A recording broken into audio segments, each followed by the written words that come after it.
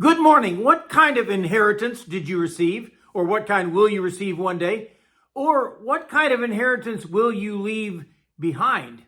Good morning. This is Pastor Ernie Lewis of the Blue Point Church in Sisney, Illinois, with your thoughts for Wednesday. This week, as we look at our heritage, we're looking at Psalm 16 and verse 6, where he says, "The lines have fallen unto me in pleasant places. Yea, I have a goodly heritage." An inheritance can be either the bequest that has been left to you or the legacy that you're putting together to leave behind for others. There may be those people who are just waiting for someone to leave this world so that they can take the possession of some precious things, money or heirlooms or a home. But looking at an inheritance that way can make a person pretty greedy, maybe even gluttonous. Maybe you're waiting for that rich Uncle Charlie to pass away so that you can listen for your name in the will or see if all your begging and sucking up has finally paid off.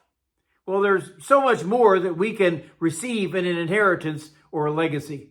The psalmist says, "The lines have fallen to me in pleasant places." I once asked the surveyor where the property lines of our church were going to fall when they did their measurements, and he seemed offended. He said, after miles of walking and measuring and finding buried markers, comparing with other properties, lines don't just fall, sir. And he certainly is right.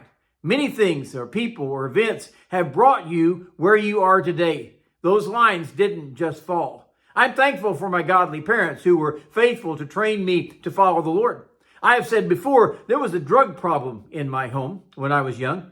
My parents drugged me to Sunday school. They drugged me to church. They drugged me to revivals. They drugged me to church camp, drugged me to some sort of singing.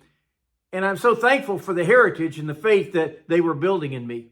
But what about that other kind of inheritance? What you are building for others?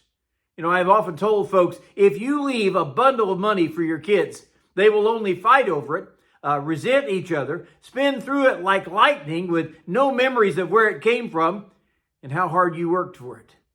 The greater inheritance is the influence that you leave behind in children and grandchildren, that you're teaching them about life's experiences.